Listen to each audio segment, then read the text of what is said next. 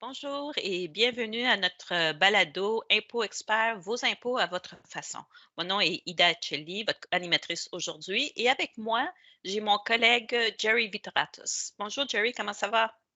Ça va, Ida? Comment ça va? Ça va bien, ça va bien. Parfait. Alors, Donc, notre premier balado de la nouvelle année, hein? C'est notre premier, là. Donc là, on a un beau sujet aujourd'hui, là. C'est quoi notre sujet aujourd'hui? aujourd'hui, c'est les nouveautés pour l'année fiscale 2021. Alors, Jerry, je pense que tu vas nous donner de la bonne information, des outils qu'on va avoir de besoin. Alors, on a eu la COVID l'année passée pour le 2020. Alors, 2021, on a encore les frais à bureau à domicile. Qu'est-ce qui est différent cette année? Bon, qu'est-ce qui est différent? C'est qu'il n'y a rien de différent. En d'autres mots, on était OK. encore dans la pandémie, malheureusement. OK, on était encore là-dedans pour 2021, malheureusement. Peut-être que 2022, ça va être une meilleure année jusqu'à maintenant. D'après les annonces, ça semble que ça va être mieux là, cette année que l'année 2021. Mais en termes de la déclaration de revenus, on voit cette année une extension de la nouvelle méthode qui a été introduite en 2020 pour les frais de bureau à domicile qu'on appelait la méthode à taux fixe temporaire. Donc, autant du côté fédéral que du côté du Québec, on peut réclamer une déduction de 2 par jour pour chaque jour de travail qu'on était obligé de travailler de chez nous. OK? Donc, le critère de base, c'est qu'il fallait être obligé à travailler de la maison pour 4 semaines de suite au moins, pour être capable de réclamer cette nouvelle méthode qu'on appelle la méthode à taux fixe temporaire. Donc, encore une fois, c'est 2 par jour de travail. Donc, c'est là le point qu'il faut vraiment préciser, c'est que c'est par jour de travail qu'on peut réclamer. OK? Donc, le gouvernement a fait une extension de cette méthode pour 2021 et aussi pour 2022. Donc, l'année prochaine, on pourra se prévaloir de cette méthode. OK, donc, encore une fois, obligé de travailler de chez nous pour 4 semaines de suite. Et du moment qu'on rencontre ce 4 semaines de suite, on réclame 2 par jour pour les 4 semaines et tous les autres jours qu'on a été obligé. Bon, l'autre amélioration que le gouvernement a apportée, c'est le fait que le maximum maintenant de déduction qu'on peut prendre selon cette méthode va passer de 400 à 500 $. Donc, en 2020, on pouvait réclamer un maximum de 200 jours de travail à 2 donc 400 $. Cette année, pour 2021, on peut réclamer jusqu'à 250 jours de travail à 2 donc le maximum va aller à 500 $ cette année. OK. Et dans les 250 jours, quels sont les jours qui ne sont pas admissibles? Donc, évidemment, les jours de vacances ne sont pas admissibles. OK? Donc, on peut pas les réclamer parmi ces 250 jours-là. OK? Et aussi, les jours personnels qu'on a pris, les jours personnels qu'on a pris aussi, peu importe la raison, ne sont pas admissibles non plus. Donc, ça prend absolument un jour de travail. OK? C'est ça l'important. Donc, vous avez constaté que le gouvernement nous donne comme maximum 250 jours. Ça, qu'est-ce que le gouvernement fait? C'est qu'il prend tout simplement les jours ouvrables moins 2 semaines, OK, dont on arrive à un maximum de 250 jours. Donc, le gouvernement a déjà pas mal figuré 2 semaines de vacances, OK, parmi les 250 jours. Donc, si vous avez pris seulement 2 semaines de vacances, bien, vous êtes correct, vous prenez le maximum. Mais si vous avez pris plus de journées de vacances que les 2 semaines prescrites par le gouvernement, là, il faut les enlever du 250 jours. Parfait. Maintenant, l'allocation canadienne pour les travailleurs, qu'est-ce qu'il y a de changé? Bon, l'allocation canadienne pour les travailleurs ou le ACT qu'on appelle comme en acronyme, là, l'acronyme du crédit, c'est le ACT dans ce cas-là. Ben, c'est un crédit remboursable qui est visé vers les contribuables à bas revenus qui ont du revenu de travail. Donc, que ce soit un travailleur autonome ou que ce soit un employé, OK, un ou l'autre. Donc, c'est vraiment visé vers des contribuables à bas revenus avec un revenu de travail.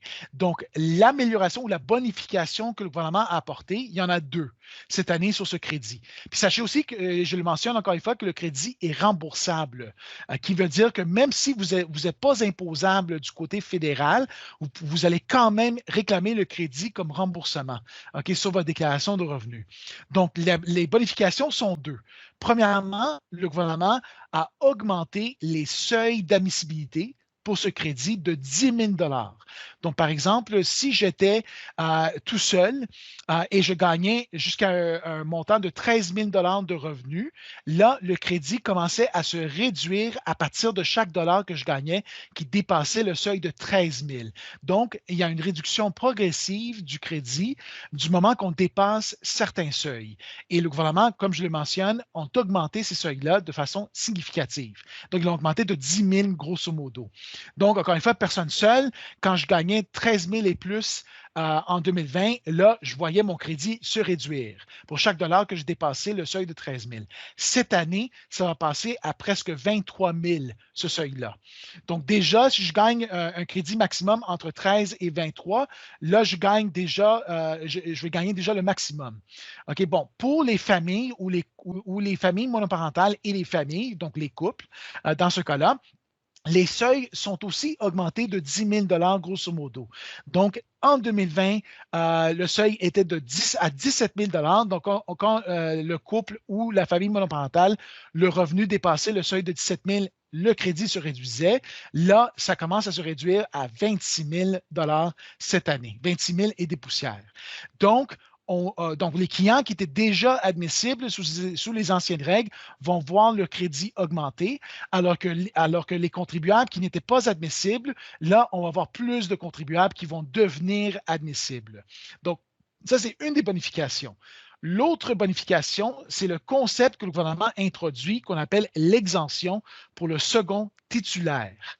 OK, donc, qu'est-ce qu'on veut dire? C'est prenons un exemple d'un couple dont je dois baser le crédit sur le revenu familial, donc le revenu combiné.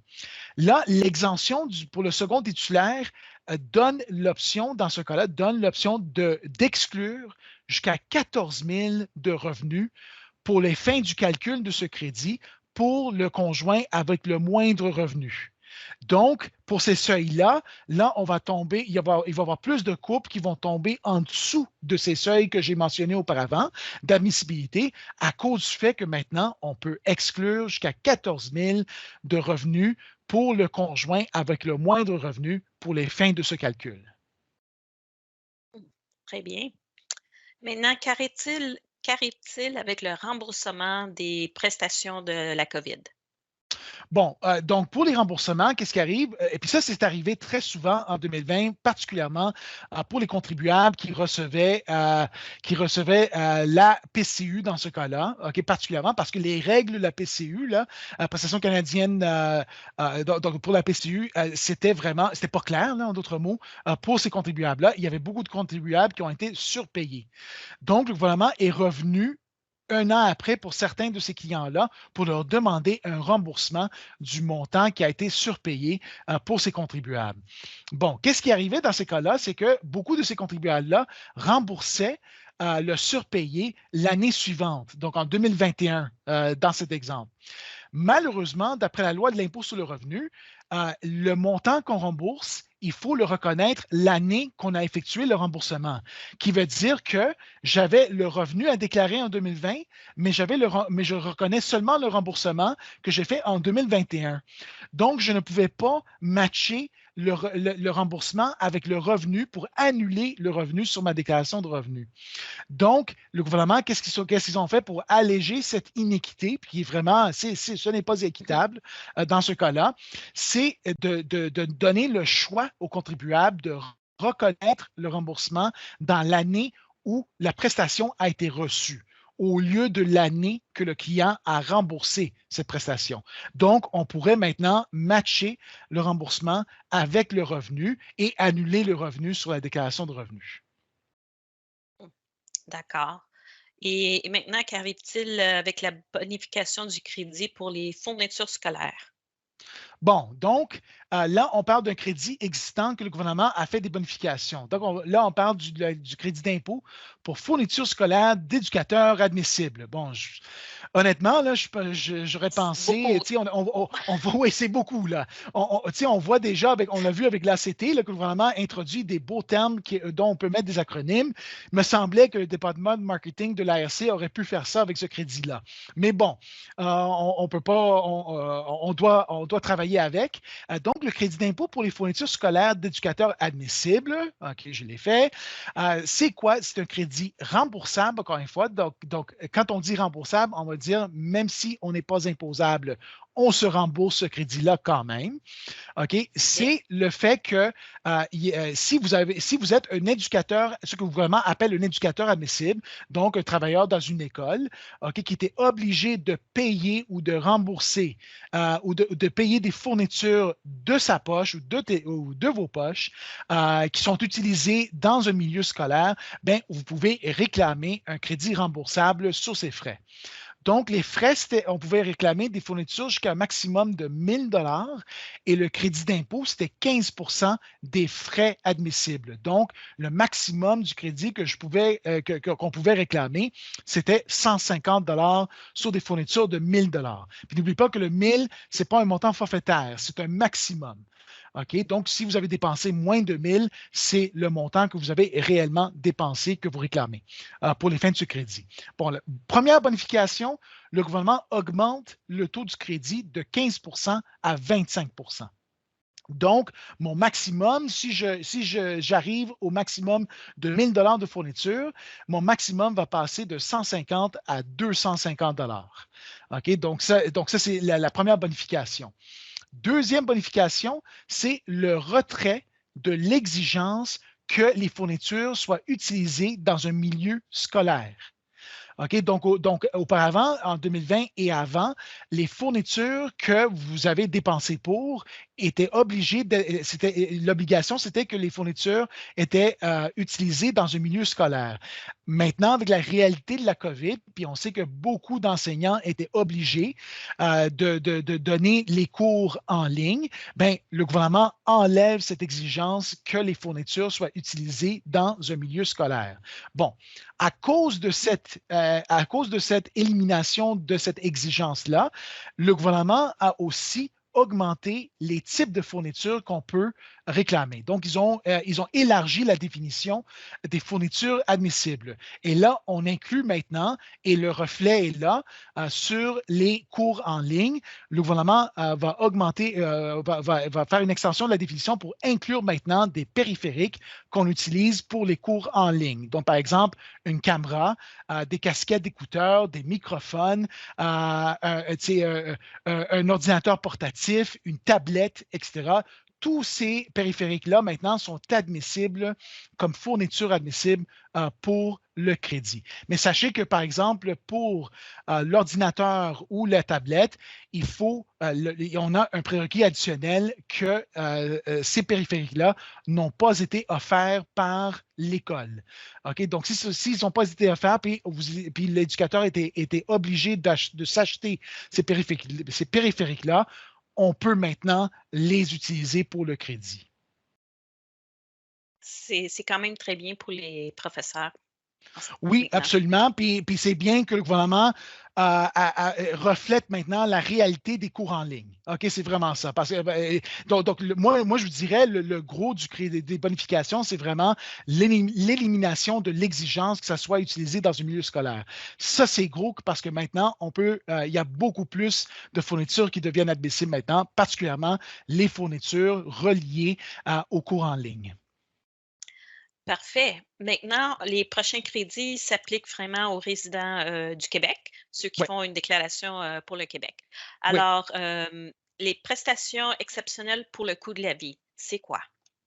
Bon, cette prestation-là, c'est une prestation qui va se verser une fois seulement, OK, pour les contribuables qui sont admissibles au crédit pour solidarité. Donc, si vous étiez admissible pour le crédit de solidarité durant les versements courants, là, donc on parle de juillet 2020 à juillet 2021, non, juillet 2021, excusez-moi, à juillet 2022, ben, vous allez recevoir, ben, vous l'avez déjà reçu là, à l'enregistrement qu'on fait présentement, à mi-février, vous OK. auriez déjà reçu cette prestation-là pour ces contribuables-là de 200 dollars. C'est un paiement seulement qui va se faire dans la dernière semaine de janvier, donc c'est déjà fait. OK? C'est 200 dollars par contribuable admissible ou 275 dollars pour les contribuables qui sont des personnes vivant seules d'après le gouvernement. OK? Donc, c'est pour ça que le gouvernement l'appelle une prestation exceptionnelle, qui veut dire c'est juste une fois, ce n'est pas imposable et c'est versé directement dans le compte de banque avec le versement de solidarité. Et encore une fois, pour être admissible, il faut que vous étiez admissible pour la solidarité durant durant cette période-là. Maintenant, pour les aînés, qu'est-ce qu'il y a de nouveau? Bon, on a eu maintenant une bonification d'un crédit existant, OK, ce qui est le crédit d'impôt pour le soutien aux aînés. Donc, ça, c'est un crédit remboursable, encore une fois, et je répète, remboursable veut dire, même si vous n'êtes pas imposable, vous allez quand même vous faire rembourser ce crédit. OK, qu'est-ce que le gouvernement a apporté? Ces deux bonifications. Premièrement, ils ont augmenté le gouvernement du Québec a augmenté le maximum du crédit de 209 à 400 dollars. Donc, ils ont quasiment doublé le maximum. OK? Ça c'est premièrement. Deuxièmement, ils ont aussi augmenté les seuils d'admissibilité. Donc, ce crédit-là est réduit progressivement d'après le revenu, comme on l'avait vu avec l'ACT au fédéral. Donc, le plus de revenus que vous gagnez, le moins de crédit que vous allez réclamer après un certain seuil. Et évidemment, éventuellement, le crédit sera éliminé. Donc, le plafond, le seuil de plafond de ce crédit-là, donc les revenus qu'on peut gagner jusqu'à temps que le crédit soit éliminé, ça va passer à 31 575 pour les aînés vivant seuls et 54 340 pour les aînés en couple, dont les deux ont 70 ans et plus. OK? Donc, auparavant, ces deux seuils-là, par exemple, le premier seuil que j'ai mentionné, c'était en dessous de 30 000 et le deuxième seuil, c'était aux alentours de 50 000. Donc là, maintenant, on va avoir plus de contribuables qui vont être admissibles au crédit et ceux qui étaient déjà admissibles sous les anciens seuils vont voir le crédit augmenter de façon significative. Très bien. Maintenant, on va parler des familles. Qu'est-ce qu'il y a de nouveau pour quelqu'un qui veut avoir des enfants et pour les enfants en garderie? Bon, donc oui, le thème maintenant, ça va être les enfants pour la Les prochaine enfants! partie. Puis le gouvernement a vraiment, puis on va voir maintenant que le gouvernement a vraiment mis l'emphase là-dessus. OK, donc Oui. premièrement, crédit d'impôt pour le traitement d'infertilité. OK, donc ce crédit-là, bon, c'est un crédit existant remboursable qu'on avait déjà. Le gouvernement l'a bonifié de façon significative cette année. Et la bonification arrive à cause du fait que le gouvernement a réintroduit le programme de procréation médicalement assistée ou le PMA, qui veut dire que pour les couples qui sont admissibles, qui essayent d'avoir un enfant et qui ont des difficultés à avoir un enfant, ben, dorénavant, à partir du mois de novembre, avec la réintroduction de ce programme-là, parce que c'est un ancien programme qui était là depuis, je pense qu'il y avait 6 ou 7 ans, là, ou 8 ans même que le programme existait, le gouvernement maintenant rembourse les frais de ces traitements et de ces médicaments pour l'aide au traitement de l'infertilité. OK, donc c'est quand même un beau programme pour ces couples-là qui essayent d'avoir un enfant. OK, parce qu'on sait que ces traitements-là sont très dispendieux, sont toujours dans les milliers de dollars, même dans les dizaines de milliers de dollars quelquefois. OK, ces traitements-là. Et là, beaucoup de contribuables vont être maintenant admissibles au programme gratuit qu'on pourrait dire, là, au programme gratuit du programme. Donc, vous pouvez vous faire rembourser ces traitements-là directement avec le gouvernement du Québec. Bon, pour les contribuables, là, qu'est-ce qui arrive pour les contribuables qui ne sont pas admissibles à ce programme-là gratuit? Bien, on peut retomber sur le crédit remboursable. Et à cause de la réintroduction du programme gratuit, le gouvernement a apporté des bonifications au crédit existant. Donc, première bonification, on n'a aucune limite sur les cycles admissibles. Donc, auparavant, on pouvait seulement réclamer jusqu'à 2 à 3 cycles, dépendamment de l'âge de la femme. OK? Donc, dans ce cas, maintenant, la bonification, c'est qu'on n'a aucune limite maintenant pour la réclamation de ce crédit. Donc, on pourrait réclamer autant de cycles qu'on veut, peu importe l'âge du candidat, de la candidate. OK? Ça, c'est premièrement. Deuxièmement, on a eu aussi une bonification du crédit, OK, dont on peut réclamer jusqu'à 20 000 de ce crédit-là. OK, de 20 000 de frais admissibles. Donc, ça, c'est le maximum. Et on peut se faire rembourser jusqu'à 80 des frais admissibles qui vont aller jusqu'à un maximum de 20 000, évidemment, basé sur le revenu familial. Donc, ce taux-là se réduit progressivement jusqu'à un taux plancher de 20 OK? Mais sachez que, dépendamment du revenu, si on est des contribuables à bas revenus, on peut se voir rembourser jusqu'à 80 de ces frais-là si on n'était pas admissible au programme gratuit du gouvernement. Donc, quand même, des améliorations assez importantes là, à ce crédit-là. Bon, ça, c'en est un. L'autre, c'était le crédit d'impôt pour les frais de garde d'enfants, qui est un autre crédit remboursable, encore une fois.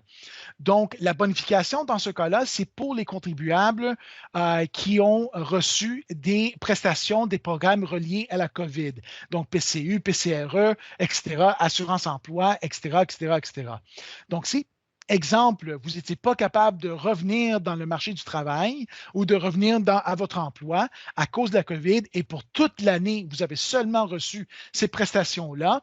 Là, dorénavant, de façon temporaire, le gouvernement pour 2021, et il me semble que c'est pour 2022 aussi, vont vous considérer comme admissible pour les crédits d'impôt pour frais de garde d'enfants. Alors qu'auparavant, c'était seulement le fédéral qui reconnaissait ce fait-là. Là, du côté du Québec, on le reconnaît aussi. Et si la seule source de revenus que vous avez eue, c'était ces prestations-là, vous êtes maintenant admissible pour les frais de garde d'enfants si vous en avez eu des frais de garde durant l'année. Très bien. Ça donne quand même un bon survol pour les changements pour 2021. Maintenant, quelles sont les dates importantes à retenir pour Bon, cette année? Bon, premièrement, c'est le 30 avril, comme à l'habitude. OK, donc, pour le 30 avril, c'est votre date butoir pour envoyer votre déclaration de revenus. Là, vous allez vous dire, oui, mais si j'ai un remboursement, ben, tu sais, je peux attendre.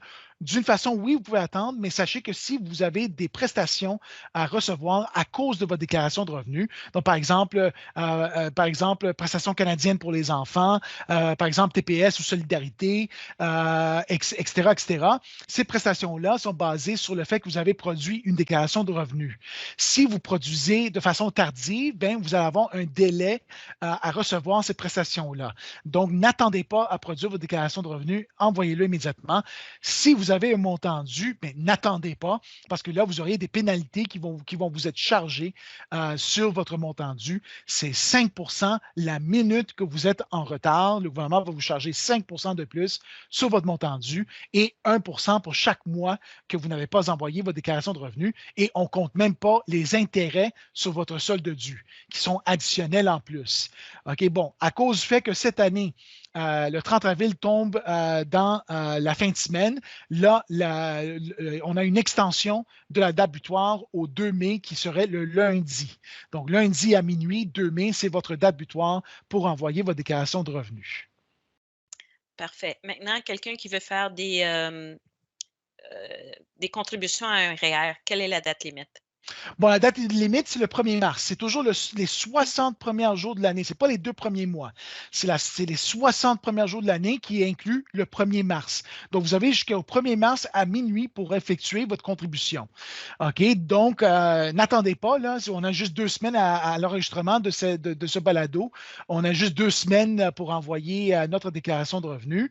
Pas notre déclaration de revenus, mais notre contribution de REER, excusez-moi.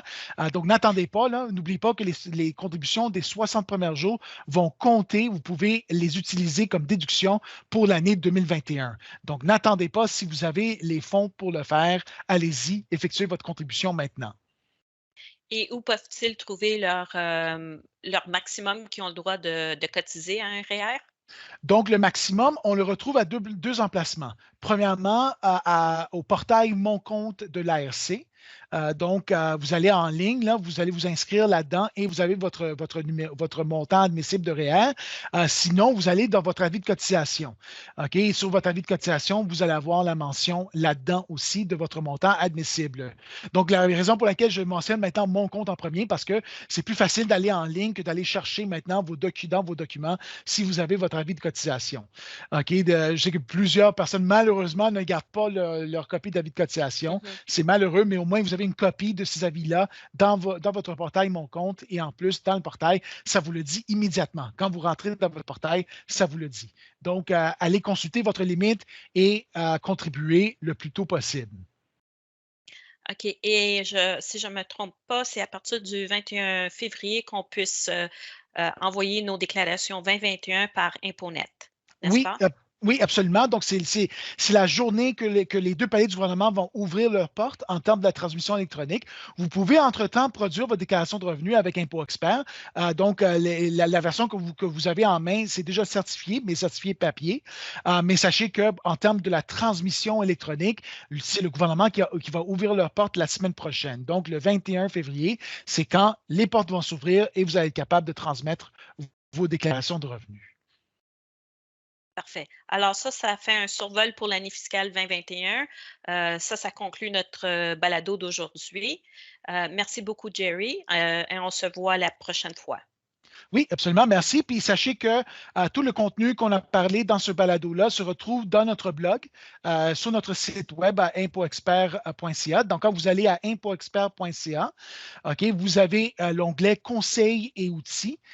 Et après ça, vous avez le choix du blog de Impôt Expert. Allez-y là-dedans. Vous avez plus de détails sur les changements qu'on a mentionnés aujourd'hui, incluant des liens importants là-dedans. Et sachez que dans la description du balado que vous nous entendez avec YouTube ou que vous nous entendez avec un logiciel de balado, on va placer le lien directement du blog. Donc, merci beaucoup tout le monde Merci beaucoup. de nous avoir entendus. Merci.